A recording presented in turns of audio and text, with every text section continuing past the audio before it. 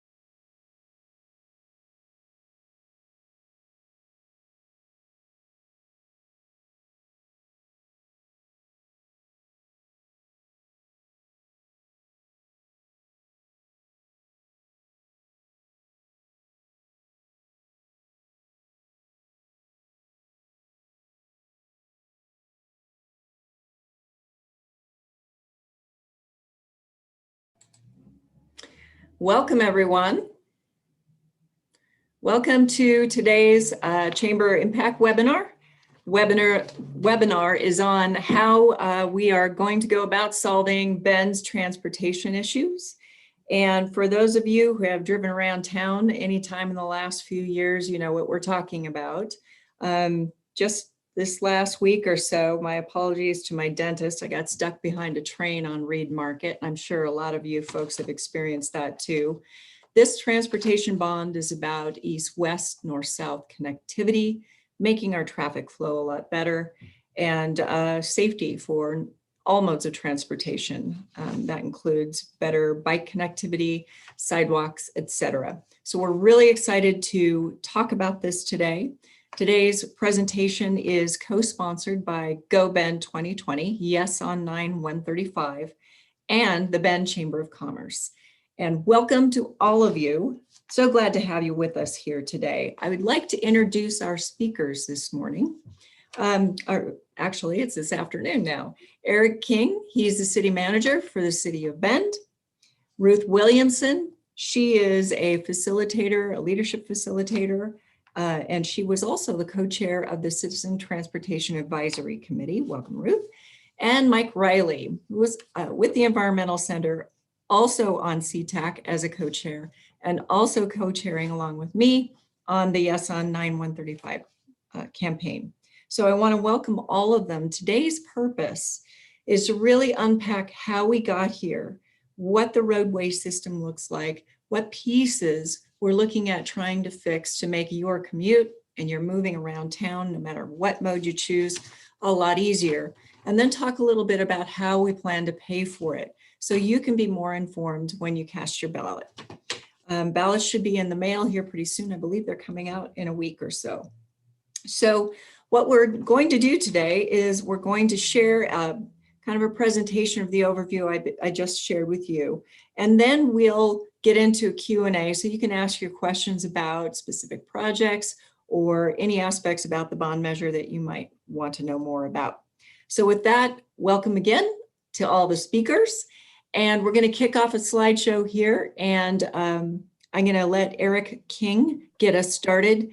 And each one of us will have a few slides, and I'll prompt them as we go along. But welcome, Eric. Why don't you get started?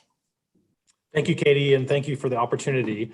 My role today is really just to provide you with some basic information, as Katie said, unpack what's in the bond, but the bond is really part of a puzzle piece. And we're going to talk about that as Ben's 20-year vision for transportation and all the projects needed to accommodate the growth that we are experiencing. But the question at hand, if we can go to the slide deck, there we go, and the first slide. Just to boil this down, on August 19th, Council voted to place a $190 million general obligation bond in front of the voters this November 3rd. This was put on the ballot in May, but when the pandemic hit in March, we decided to pull it. We revisited it again. I'll talk more about that here in a moment. So let's get into the details. Next slide, please. Really, the issue of transportation is longstanding in Bend. We consistently hear that traffic congestion, traffic safety, and affordable housing are residents' primary concern. And really, over the last 2 years, community members, staff, council, and a team of consultant experts have been busy developing a 20-year plan for transportation in Bend, also known as the Transportation System Plan, or TSP. We'll refer to it in this presentation. This plan identified projects and how to pay for them. The TSP identifies approximately $800 million in needed projects over the next 20 years. And not surprisingly, there's a funding gap to pay for that. In addition to the plan, the city contracted with a public involvement firm that conducted public opinion research to ensure that as we're developing this plan, that the projects that were being proposed and included in a potential bond were supported by community values. This research included online surveys, focus groups, as well as a follow-up statistically valid survey this last December, and then another survey that happened over the summer to make sure that we were in alignment with community values as we look to propose funding solutions. So the current bond project list, which will be discussed in more detail in a few minutes, is largely based on the projects that are included in this TSP in the short run. When we say short run, that means in about the first 10 years of the life of this 20-year plan. Next slide. Before we talk about the bond and the plan, I think it's important to be grounded with some basic facts about our transportation system. So we've kind of created this 5 things you need to know and that are specific to Bend and that are important pieces to have as background. First off is Bend's development pattern. The initial grid of Bend was really plotted for a city of about 5,000 in population. There's been pieces that have been added to the transportation grid over the last 100 or so years. It's often lacked, though, a system approach. So as we've grown, we've really had to kind of make the sort of rural parts of our community fit within this urban grid. So you do have a bit of a mishmash. And so some of the challenges that we face with going east-west or having roads change names 5 different times, that's really a result of Bend's development pattern of connecting this very small urban grid to this rural community that is slowly evolving into a more urban one. Secondly, Bend's growth cycle has really come at a time with historically low state and federal resources for transportation. So many cities across the country that had the benefit of growing after World War II, for example, enjoyed copious amounts of federal and state dollars for roads and sewer and other infrastructure needs. Bend's growth came really in the 80s, 90s, and then full steam in the early 2000s. That came at a time when most of that funding had dried up. For example, our federal gas tax has not changed since 1993. Obviously, the cost of construction of transportation projects have gone up significantly, so we just have not been keeping pace with state and federal resources. And then here at the local level, we also have some challenges with our own property tax system. So many of you know in Oregon, we don't rely on all 3 legs of the tax stool: income, property, and sales. We're missing one of those. We don't have a sales tax. So we rely on income and property. The city does not really receive any proceeds from income tax receipts. That goes primarily to the state, and that funds education and public safety at the statewide level. So we're heavily reliant on property taxes at the local level for discretionary funding. And then in Oregon specifically, voters capped property taxes in the 90s with 2 measures 5 and 50. Those both capped the tax rate that we apply to properties, as well as separated out what a property can be taxed at versus what its real market value is. So that also hindered our ability to keep pace with transportation improvements. Fourth, investments are incremental. I think it's an important point to make, especially given some of the revenue challenges, that we typically can't build our ideal solution for transportation projects. Katie mentioned Reed Market, and there was a bond in 2011, and it was during the recession, and the council was really intent on keeping taxes low, and we had a retiring bond. So in order to keep that essentially tax neutral, we had $30 million to work with. So as we were planning on what projects we could get done for $30 million citywide, Reed Market, the overpass alone of getting Reed Market up and over the railroad was $30 million. So at that time, it was just not feasible. Would that have been ideal? Yes, but again, we have to be cognizant of this isn't an endless bucket of resources. We've got to be very strategic with improvements that are made and again, take an incremental approach. And then lastly, relying on development only goes so far. I think as a fast growing city, it was just announced yesterday from Wallet Hub that Bend was the second fastest growing city in the nation. That growth does generate what we call system development charges or impact fees. And we have actually raised those fees over the last couple of years. Most of the increases have been dedicated to some projects that are happening right now that include extending Murphy Road and Empire, two key east-west connections I'll talk about more in a bit. But that revenue is always somewhat in the rear, so you need the development to occur for the revenue to come in.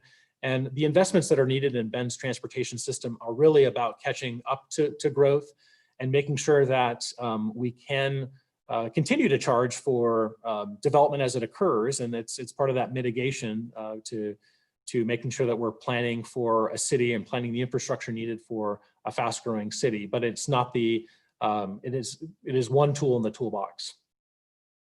So now I'm going to go to the next slide. We're going to turn it over to Ruth Williamson to talk a little bit about the process that really helped create this foundational plan that the general obligation bond is built from. So I'll turn it over to Ruth, and then I'll come back to talk more specifically about the projects that are in the bond.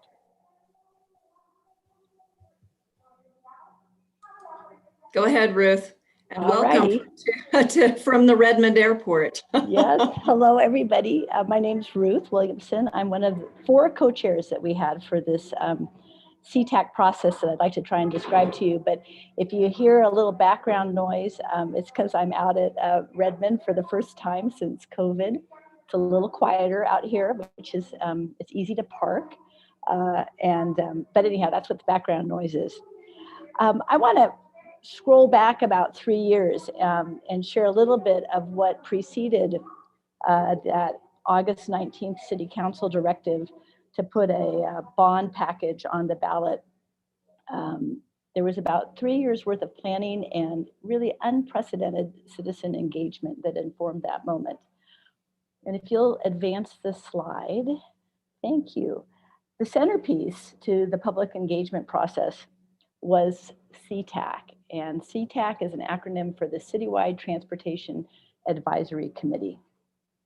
There were 28 citizens appointed to that committee, and we were of very diverse backgrounds. There were passionate environmentalists sitting alongside of development interests. There were lawyers sitting across from activists and transportation experts sitting alongside of special needs advocates. All of us were dedicating 2 years to a planning process that identified projects and project lists that would meet council goals. Beyond the council, we discussed scenarios outside to a 20-year horizon. That was another remarkable aspect of this particular initiative. Most TSPs only look out 5 years. We were stretching our imagination as to what transportation needs, demands, and opportunities might look like into the future. Most of the near-term projects that were from the finalized list are what informed the TSP today, and it's what the bond hopes to jumpstart. And if you will go forward one slide, we were by no means alone. We were part of a much broader and very inclusive initiative to till the transportation soil, if you will. CTAC worked alongside of a steering committee that was comprised of the Planning Commission, Deschutes County Commissioner Tony DeBone, representation from ODOT. We were constantly back and forth before council. We worked with the Metropolitan Planning Organization, their board. And we also had the pleasure of working with an A-list project management team. And I got to give a big bow to the city of Bend on this one, because it was a lot to steward and oversee. And Karen Swirsky was the lead planner on that project. She did a great job. We constantly returned to the public as we went through this process, and seeking sort of a reaffirmation of our direction of the highest needs projects. CTAC participated and co-sponsored numerous open houses. We had neighborhood association presentations. As Eric mentioned, there were 2 phone surveys that were conducted, innumerable presentations by city staff that even included these great informal brown bag lunches where you could dive deeply, if that was your inclination, into the latest in transportation wonk talk. Anyhow, if you could advance one more slide. Thank you. So most CTAC members also served on a policy subgroup, and I thought this was really fascinating and important. We focused our attention in these subgroups on bike, pedestrian connectivity, and complete streets, since we knew safety was a high priority for the community, and multimodalities were certainly on our minds. We talked a lot about mobility in general, transit in particular, and then equitable access. Safety, as I've mentioned, again, was a top priority in all the scenarios and projects. And we talked a lot about the latest technologies in transportation demand management, imagining what it might be like to be in a community where electric cars at least were a part of the fleet, and new modes of mobility that stretched my imagination, that was for sure. We also talked a lot about equity, and I mentioned that earlier, but that was such a robust conversation, and I guess it could not have come at a better time, right? So one of the things I am personally proudest about this set of projects and policies that inform it is the equity lens that was put to that. And if I may, I wanted to read a great quote from a woman named Nicotri Perkins. And Nicotri is the Assistant Director of Social Equity for ODOT.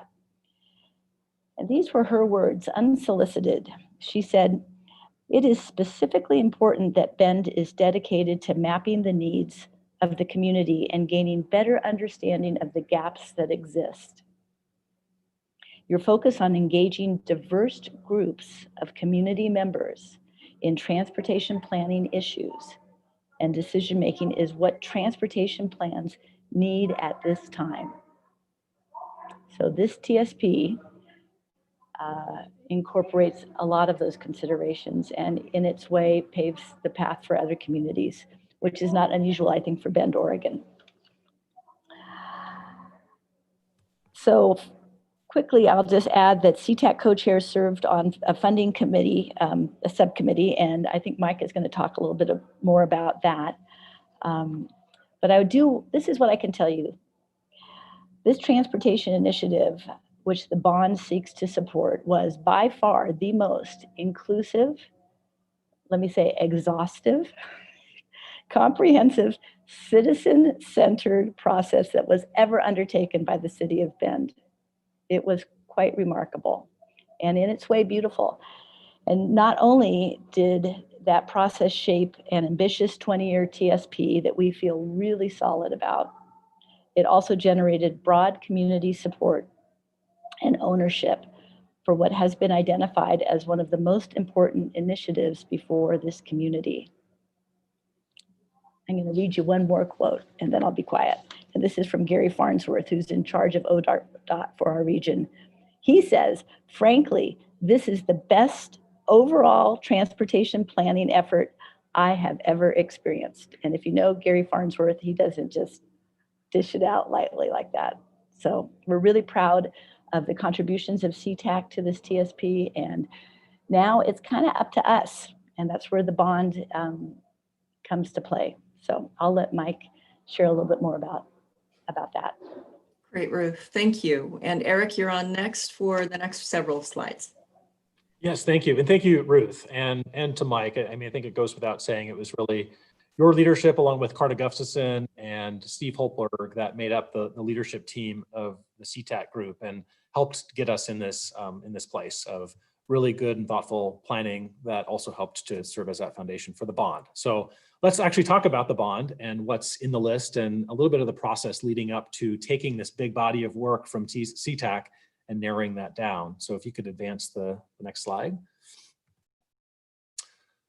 All right, so as the planning process wrapped up over that 2-year process, we began to see which projects over that 20-year period would really help to what we call move the needle, meaning that it would improve safety, improve congestion or delays that we're seeing in the system. Which projects would really help from a performance standpoint, just improve the overall system. So what we did is we started to take those projects, and we had a large list of them. And we decided, we negotiated with members of the CTAC group. So both Ruth and Mike were part of that. And then we chose 2 members from City Council that have, represent different viewpoints. We had Councilor Mosley and Councilor Goodman Campbell. So it was the 4 of them, the 2 councilors and 2 CTAC members that met over a pretty intense period, almost a year ago, to take this body of work and prioritize those projects. So as part of their work, what they did is developed a larger package, and then both projects are large, over, I think it was 270 million and then 190 million. And then we tested those projects through a statistically valid survey last December. Those results were shared in January, and council then made the decision to advance the $190 million package of projects that this group had negotiated. They made a couple of tweaks just based on some community input over the month of January, and then February, there was a unanimous support from council to advance a general obligation bond, again, to the May ballot was our initial intent. It was, and then a political action committee had formed to help support that effort. It was in early March, as the pandemic set in, that there was a lot of uncertainty. And council made the decision, the tough decision in mid-March or so, to pull the ballot from, to pull this item from the ballot and really consider this for November, which is where we are today. The political action committee stayed intact and conducted some additional research over the summer that was presented to council. And ultimately the decision that, as I said earlier, was made in August to proceed with the November election. So I'm going to share at the end of this presentation, share a map that has projects that you can go onto, but it's on that slide. But let's kind of summarize at a high level what's in the bond, and then as I said, after Mike talks about funding, I'll click through a couple of projects that you have some specific information. I saw one question come up around the Murphy project, which will be happy to address. And if there's others, you can put them in there, and I'll do my best to wrap some of that up into my sort of overview of the map. So the next slide, talking about kind of those priorities. We did a lot of research to best understand what was important to the community. And this is probably no surprise, but east-west connections were really important. So kind of back to those 5 things to know with transportation, there's a lot of missing links to the system in all modes. You know, there's barriers, whether it be getting over a railroad or canal crossings that, you know, where you have a road and no sidewalks or bike lanes, or just pieces that as Bend has grown, you know, we just haven't been able to tackle some of the missing pieces of our grid. And so a lot of what's included in the bond prioritize that better east-west connections.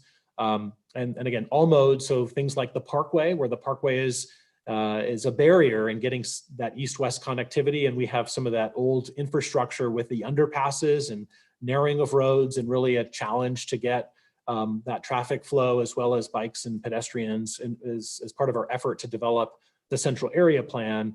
Transportation infrastructure is a key piece of that.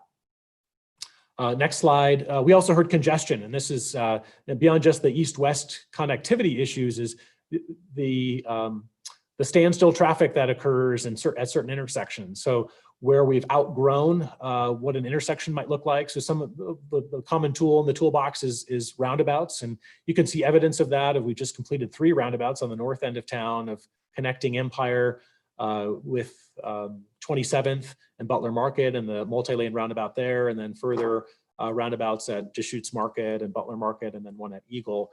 That just improves that traffic flow, and the best sort of solution is those intersections. And it's not always a roundabout. There's instances where roundabouts just aren't feasible and that traffic lights work better, or other treatments. But the bond has over 20 intersections that are really aimed at reducing congestion and some of those pinch points that you see in the system, as well as leveraging funding with the state system. So we have the Highway 97, ODOT manages the parkway through Bend, and we've got pinch points of where our local system intersects with the parkway.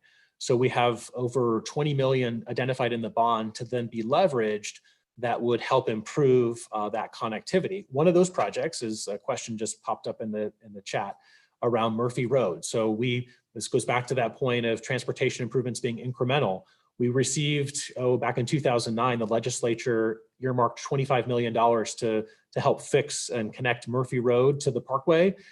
The ideal solution was 45, but that's not what we got. We got 25. So part of that project was complete. So the bond is proposing to complete, there's 10 million in the bond that is aimed at connecting the ramps, the other half of the ramps, the north-south, to connect the parkway. And that way, that connectivity provides another route for folks going east-west on Murphy. So it takes some of that pressure off of Reed Market. And Reed Market is being constructed right now to connect Reed Market from Broster House to 15th, and taking that road up and over the railroad. So again, that's all part of the system-wide approach to reduce congestion. The next slide, I think, is just a quote that illustrates that point. This is part of the research that was done with focus groups and surveys and such. So really, this is a strong priority, and this was definitely taken into account as we developed that list of bond projects. And then you can advance to the next slide.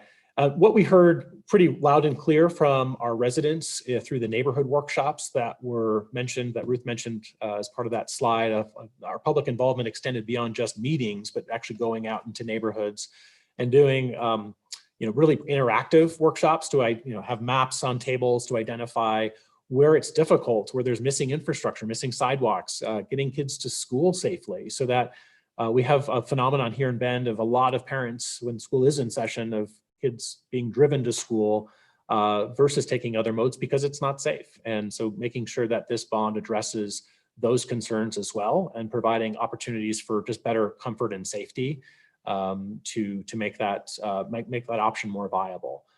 So there is a number of programs, including what we call Key Routes, which is a network of 12 key routes to have a connected system of biking and walking throughout Bend. And I'll talk through that a little bit more when we get to the map of the transportation bond projects here in a moment.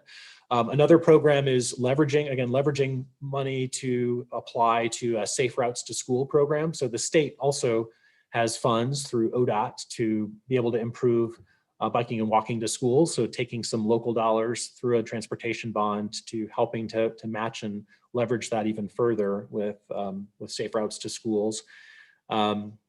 And then we've been really successful at leveraging dollars for or working with the neighborhood associations to prioritize safety projects that help slow some traffic down, prevent some of that cut through traffic in neighborhoods. We've kickstarted that with some funding through what we call a neighborhood street safety program. And so this bond will help continue and bolster that program that's been widely successful. We've had over 300 applications citywide for just an annual process to improve safety. We only had funding to do about 8 or 9 projects.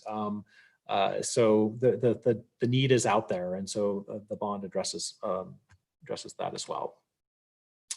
And the next slide, safety is obviously a big concern. We have parts of the system that we've outgrown them. And so making some improvements at some of our intersections, things like Butler Market, there's a pinch point there, both for cars getting onto the parkway as well as for bikes and peds. And we do have a high crash incident there. So using that data to drive where those improvements are needed throughout the system, that was a big piece of the bond. And then next slide, just this overall connectivity, some north-south connectivity, like missing links of the system like Purcell Boulevard. So right now, as you're going north-south, there's a big missing piece of that infrastructure. So the bond will fill that in. Another connectivity east-west is Portland Avenue. Carries a lot of traffic, but it's through a residential area. So we need to balance that and create better connectivity in that area, better safety. And then of course, the largest project on the bond that's really aimed at improving connectivity. It also sort of meets that east-west theme that I talked about earlier, is Reed Market Road. And so that's I think it's over 25 million that is dedicated to getting that road up and over the railroad, and as well as at 3rd Street, kind of where those pinch points are. So we heard that loud and clear when we did some of the focus groups of that being a major pinch point. And so there's resources to address it. And then the next slide before I turn it over to Mike to discuss funding is we knew that we couldn't just put all of the eggs in the bond basket, that we needed to do some more to improve the system right now. And as I mentioned earlier, Council was very aggressive through its goal setting process 2 years ago to make improvements to the system. And they did that by increasing system development charges, as well as what we call franchise fees. Those are fees that are paid by both public and private utilities to use the city's right-of-way or the roads, all the pipes and wires underneath the city's road system. There's a rent that we charge to use that right-of-way. Those fees were increased slightly to then be used as a revenue source to issue about $73 million in worth of projects. 60 of that $70 million are that Empire and Murphy corridors that I mentioned earlier, those important east-west connectivity. So that really provides some foundational work and some opportunity for the community to see that in action and see what they're going to get. And we're really excited to announce last week we opened the Empire extension on time, under budget, as well as leveraged that project with some private dollars and an urban growth boundary expansion effort. The northeast area of Bend, Polish Development is building out a community there and providing housing units of all types, as well as a commercial area. Really goes into this theme of infrastructure is there not just to sort of serve those daily needs, but it's really to help us build out our vision for the community and create what we call complete neighborhoods, where you have opportunities to get some of those basic services those daily services that you need met by walking and biking to the neighborhood grocery store or the coffee shop or restaurant or dry cleaners, and creating those, kind of a mix of uses. And that northeast edge is a good example of that, of leveraging that infrastructure investment to create housing opportunities. So I'm going to turn it over now to Mike Riley to talk more about how we pay for this and how the bond fits in within that context. Thanks so much, Eric. Welcome, everyone. Thanks for joining us today. I'm Mike Riley. I'm the Executive Director of the Environmental Center here in town. And as Katie said, I was one of the co-chairs of the Citizens Citywide Transportation Advisory Committee and co-chairing the Go Bend 2020 campaign and coalition with Katie to pass the bond measure. If you could advance to the next slide, please. So what I want to do is just review some of the financial components of this, about the bond itself and sort of why we ended up with the bond, the dollar side of it. Just to review what's, I think, been talked about briefly already, there's a $190 million bond measure before taxpayers on November 3rd. We have, I think, about 180 to 82 of that is actually projects, and there's a small percentage for administration and the cost of just hiring new staff to manage all this money and projects effectively and efficiently for us over the life of the bond. The proposed measure, is, as this slide says, would cost people about 47 cents per average per $1,000 of taxable value. So that how that works out for the average real market value of a home in Bend of about $415,000 and the average assessed value of that home of $220,000, that gets us to about an average of $170 per year over the life of the whole bond sequence. So let me just, if we could advance to the next slide to kind of put that picture into a little bit more context. What's important about this is that you know, the bond is going to be phased in over a 30-year period. And so as you can see here, what happens is that the bond markets will only allow cities to buy or issue bonds to local governments for projects that they can complete in about 5 years or so. So we issue a series of bonds over a period of time. And that means that as we issue more debt, the amount of money that the taxpayers have to spend to support the payments of that debt go up, and then they kind of stabilize for a while, and then they stair step their way down. So really the life of the whole thing is over about a 30-year period because of the way that all works out. And it won't start until 2022. And I think it's important for everybody to recommend that. That was one of the things that the council decided to do in August, was to delay the sale of the initial bonds until 2022 to allow the economy some time to recover and for employment to improve as a result of the challenging economic circumstances that we face right now. So there won't be any tax increase until the property tax bills until the fall of 2022. And then the first step up will really only be about $30 for those first couple of years, because the first sale of the bonds is going to be a somewhat smaller amount because there's already those other investments that Eric talked about with the capital improvement program that the council is aggressively pursuing. And so what that means for those first couple of years is that this is going to cost people about an average of $0.10 a day, a little bit less than 10 cents per day in the beginning. So important to just kind of understand that picture and how the sale is being delayed a little bit due to the pandemic and the resulting economic challenges. If we could go to the next slide, please. So I want to talk a little bit about, you know, why we're actually pursuing this, why we're actually having to go after some additional revenue streams to help pay for the needs. As Eric already talked about, there's a variety of challenges with federal and state resources. And generally speaking, those have been declining or stable. They're not growing, and they really don't address all the needs for a community like ours. And I would say, as an editorial comment, as a citizen, in some parts of our system, we've underinvested in our transportation system, and we need to kind of do some catch-up work. You know, we do have a large source of revenue here from SDCs, which are system development charges. Those are the fees that are associated with new development in the community for transportation, as well as some other things like parks and stuff. But those resources can only be spent on new capital. They can't, for example, be spent on maintenance. And by themselves, while they're a very reliable, they're a good source of revenue for the community, and there's a relatively significant chunk of money that comes there. They can be volatile, and they don't always fund all the needs in the community. And generally speaking, when you just look at SDCs alone, it's not enough revenue to cover all the needs that we have. The needs in the community that were identified during the transportation system planning process that I was part of for a couple of years, there's about $800 million of capital projects that are needed over that 20-year time frame, the 2020 to 2040 period that we looked at. And of that, about 500 million is basically unfunded.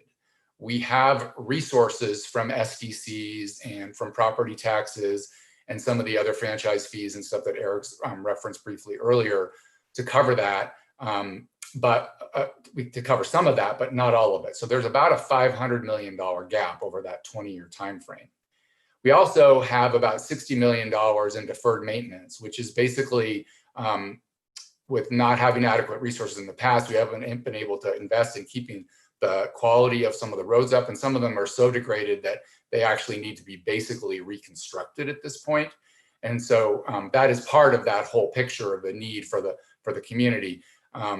And it's just important to understand that it's not just new projects that are captured in that total number. It's also deferred maintenance in the community that we haven't been able to fund so far and that we've put off for a variety of different reasons. Just going to check my notes here. So I think that's what I have to say on that particular slide. If we can move on to the next one. So what this slide shows is a little bit complicated, but one of the key points of this slide is that on the left-hand side of the slide is meant to be the sources of revenue. And you can see the general obligation bond, for an example, is at the top in kind of that greenish gray color, and at least on my screen. And then there's a TSDC, the Transportation System Development Charges, sort of in a reddish color in the middle, and then a variety of others. One point of this slide is to show that we looked at a variety on the left there of different sources of revenue for the transportation system, some of which we already have and are already committed, and some of which we're looking at possibly adopting as additional revenue sources in the future. And then what this diagram shows is how those dollars then move from the source on the left through these different pools of money. So pool at the top, that's kind of that olive green color, is funds that can be spent on capital. And then the blue one towards the bottom of the screen is funds that can be spent on operation and maintenance and programs. And then where those, on the right, where those dollars would be spent.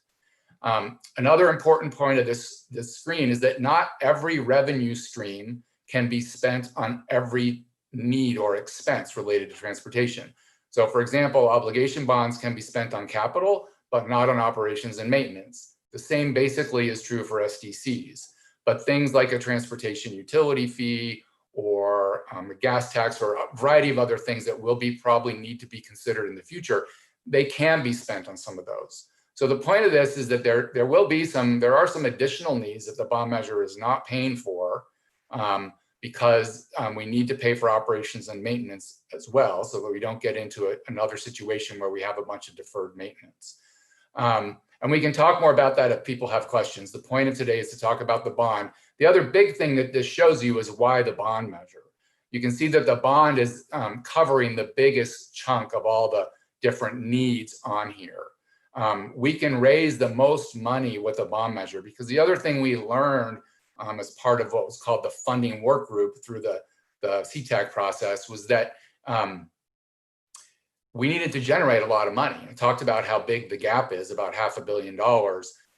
We just can't raise big chunks of money with these other revenue streams unless you go to very high rates for, say, a transportation utility fee or something else, a gas tax, which we all know failed several years ago in our community, that really are just not going to probably work for the community and generate a lot of concern and opposition. And then who bears those costs? And there's equity concerns and all kinds of things. So the bond measure is really the best way for us to get a large chunk of money relatively quickly that also can fund where the biggest need is at the moment, which is capital projects, both for planning for the future, which is a big part of what this bond measure is about, is planning and meeting the needs as we grow as a community, both for some new things as well as stuff that we haven't been able to invest on so far, we need to catch up on, like the deferred maintenance.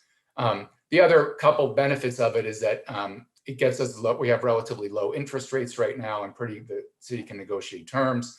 And as I said, it's just a really effective way to get at the big chunk that we need for the capital improvements. So that's, I think, the point of this particular slide. And you can see, again, the left is the sources, then the right is where the money is going to go to in terms of safety and connectivity, to pedestrian, bicycles, and key routes. There's a smaller portion for transit. We can talk about transit in the bond measure if people have questions about that, for roadway reconstruction, all that sorts of stuff. So next slide, please. Thanks. So the other thing I just wanted to point out to people is that the city of Bend does have a pretty successful track record with transportation bond measures. We passed one back in 2011.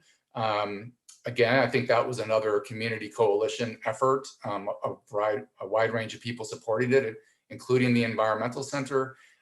We got a bunch of benefits out of that, which you can see on here. We got a bunch of new roundabouts that that help improve traffic flow and safety for the community. We got almost 13 miles of new pavement.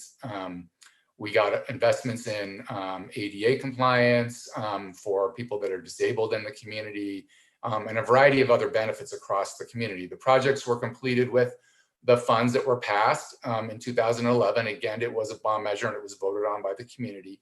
And they were, generally speaking, on time and on budget. And there actually were some resources that were left over in the city in combination with those leftover resources because of efficiencies, and with the private developers on the west side of town were able to do one project that we weren't sure we'd be able to do in 2011, but we were able to complete it on 14th Street. So we actually got more done than we thought we might be able to get done in the beginning. So I think there's a good track record of success with the city on bond measures like this. I think that's what I have. So Katie, I think you're going to take this next slide before we go over the project list. Great. Thanks. Thanks to all of you for all your hard work getting us to this point. So just to sum up why the Bend Chamber endorses and supports this, we feel like there are several things we're walking away with if this should pass that will benefit our entire community, not just businesses. It tackles the number one issue Bend residents want our leaders to address. We all are worried about growth. And even with the pandemic, as Eric shared, we're number 2 in growth in the United States right now.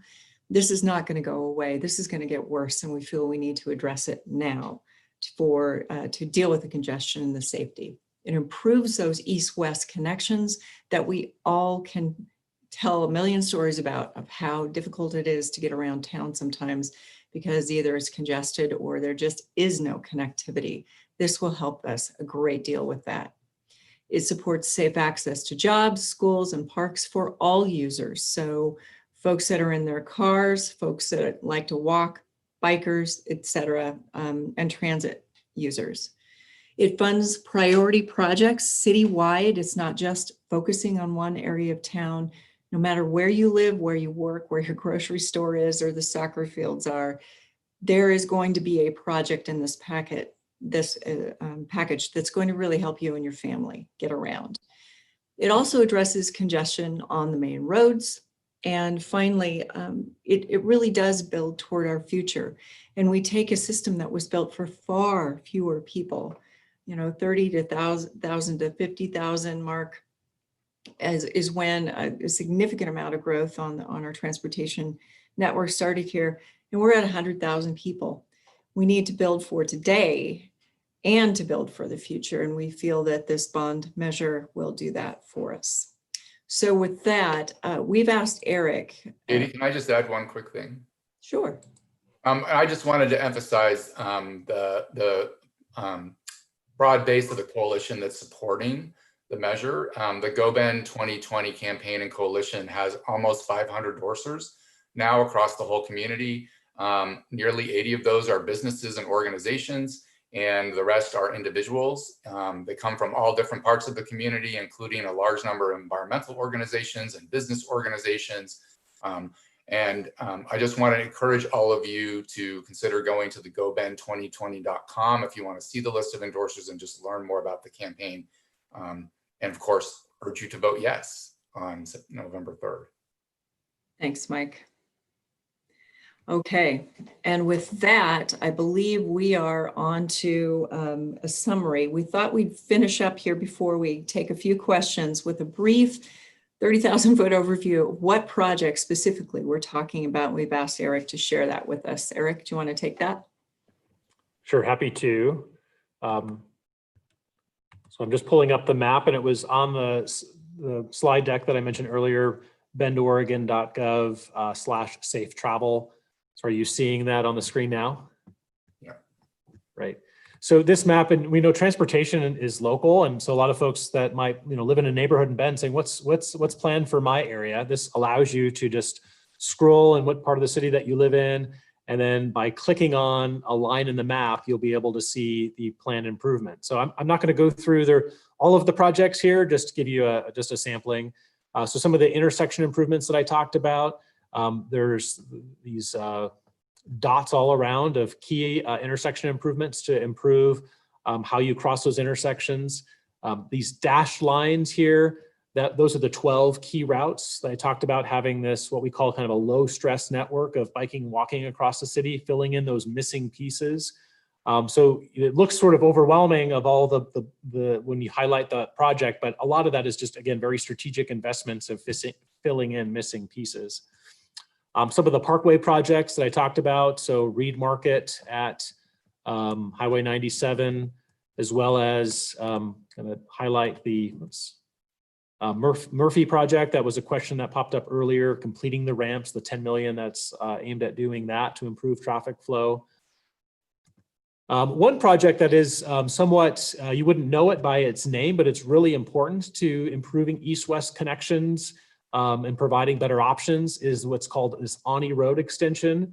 So this area between kind of the Old Mill and then connecting it to 3rd Street, there's right-of-way that currently exists kind of near Crux Brewery that would just complete a connection that would provide another option for people that are downtown that want to get to other commercial areas. So it takes, by doing that, by opening up a new connection, we're taking some of the stress off those other areas. So it's again, a really good strategic move. Here's that Reed Market project that I talked about. Actually, it's 36.5 million. The 25 million is just the overcrossing, but there's other elements of the project that have improved traffic flow east-west on Reed Market. And then Purcell, that missing connection that I talked about, it's right here. About 2.2 million to get that Purcell all the way connected as a key north-south route. Portland Avenue, as I mentioned earlier, improving that corridor. And then a lot of intersection improvements. So as I mentioned, 20 intersections in total that are touched by this bond. This is one of them, Pettigrew and Bear Creek Road. There's a high incidence of crashes there. So this would propose a roundabout at that intersection. That's just one example of many that are in the bond. So I think I'll stop there, and Katie, I'll turn it back over to Katie, and happy to answer any questions. Thanks very much, Eric. So let's go to the Q&A box here. I think we answered the Murphy Road already. So let's go to the next one. Bend's transportation system greatly affects those outside the county. Is there any financial contribution from Deschutes County to these projects? I'm happy to take that, at least to start.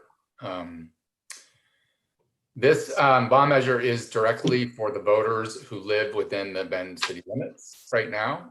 We've talked a lot about, as I said before, various sources of revenue to support the overall needs for the system.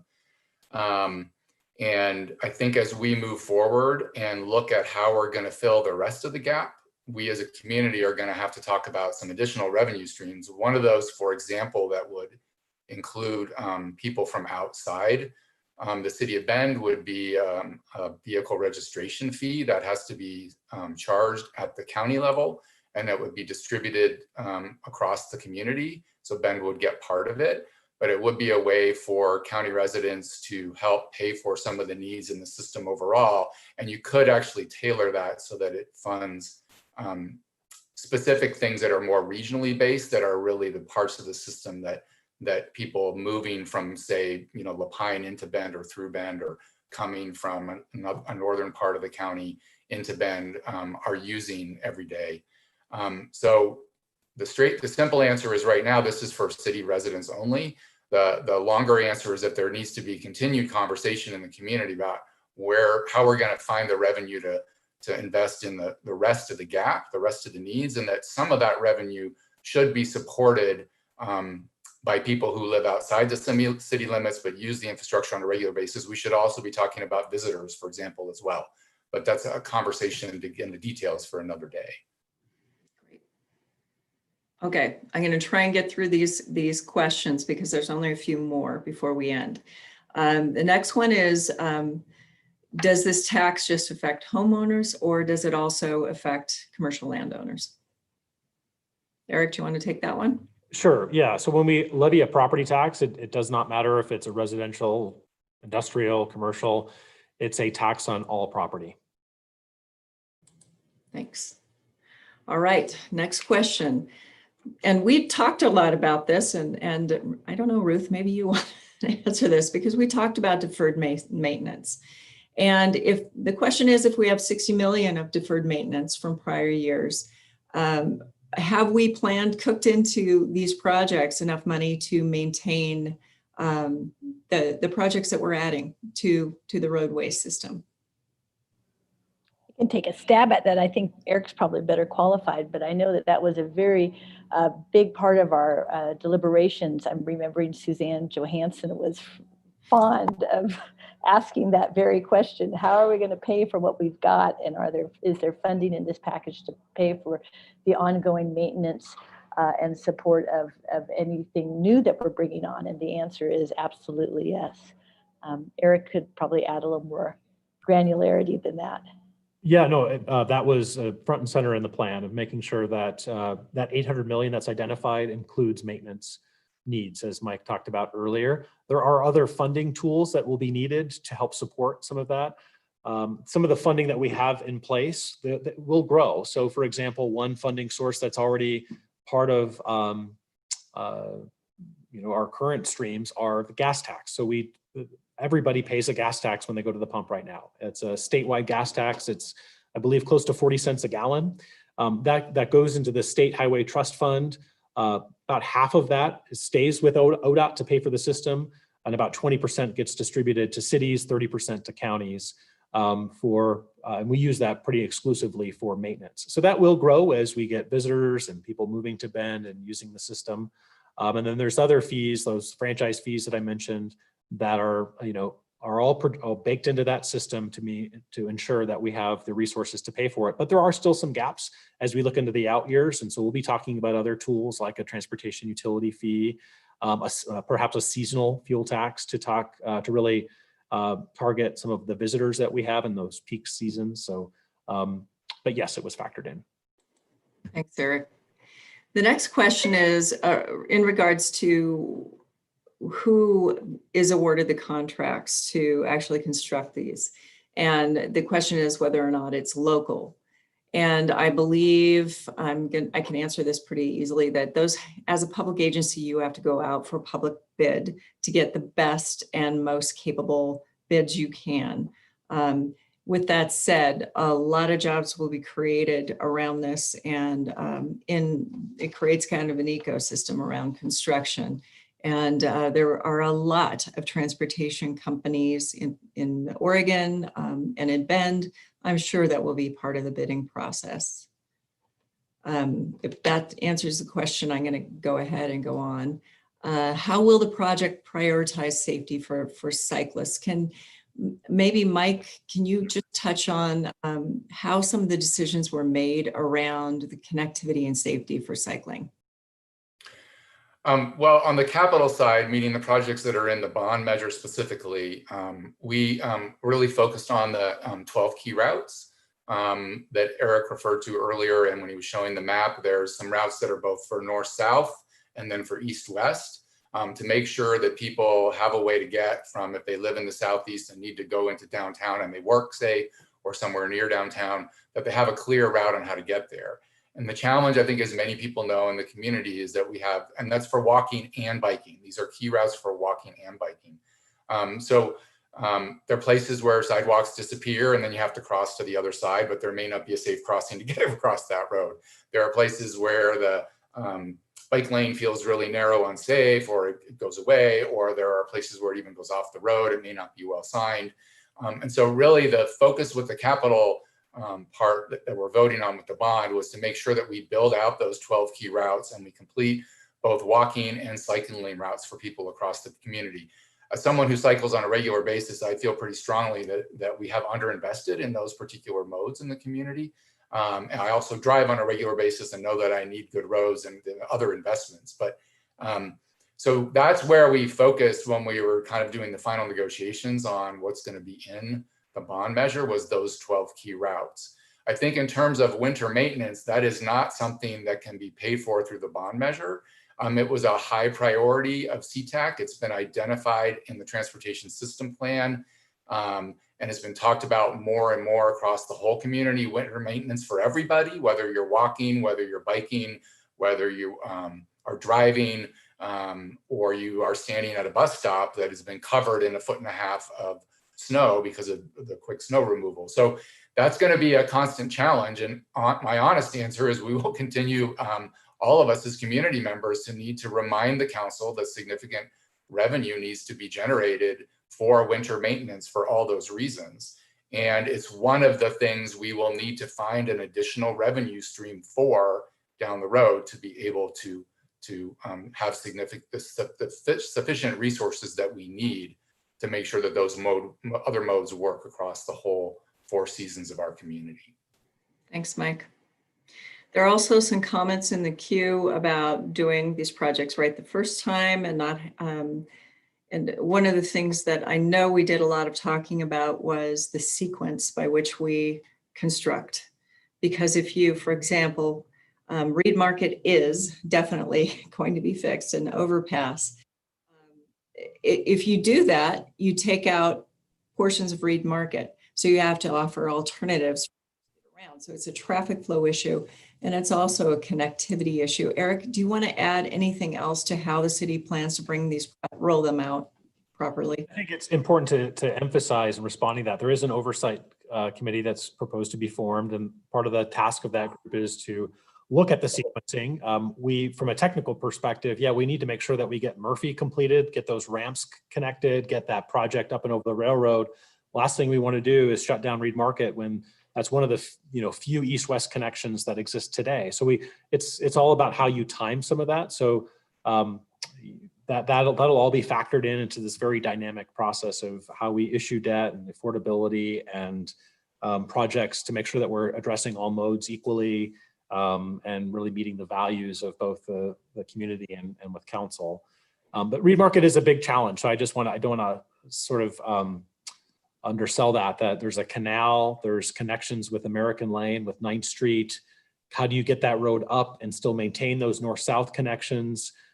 Even this irrigation system that's right there, the existing development that's pretty close to the road. So it is a challenge. And again, I just want to reemphasize that bond in 2011 was not ever intended to go up and over Reed Market. That would have been the whole bond. And we were really concerned around affordability in 2011 and just doing pieces. So that just sort of speaks to that point of transportation investments are very much incremental. Thank you. There's one last question that I'm just going to put it out there that there are folks, and I've seen them too, they're on the streets in our community, and just a question of whether or not those are included in this package at all. Wilson and 3rd is particularly, for example, some of the side streets off of Wilson and 3rd are often in lower income areas, and are there plans to do something there? There are there are intersection improvements in Wilson and 3rd and at 9th, and some of those projects are in our existing capital improvement program that was touched upon, the 70 million. So I only talked about Murphy and Empire as 2 key projects, but there's some other local dollars. There are, as we talked about, neighborhood street safety program dollars in the bond that would be prioritized with what we call kind of that, really sharing of power and really democratizing the prioritization of resources. So it's really infusing kind of neighborhood involvement to prioritize where there's safety improvements needed within our community. And I think taking that equity lens will be a really important piece of prioritizing some of that work, and that'll be done through the city's existing that Neighborhood Leadership Alliance and other community-based organizations. Thanks, Eric. And thanks to Mike Riley, to Ruth Williamson, and again, thanks to you, Eric King, for being on today's program. We have run out of time. Really appreciate everyone joining us today. A reminder that today is the last day you can register to vote, and you have to do it in person or online. So make sure you make that happen if you haven't already, and watch for your ballots to be in the mail here very shortly. We encourage you to vote yes on 9/135, and hopefully you took something away from today's webinar that helps make that decision. Thank you again, everyone, for joining us, and have a great day. Thanks.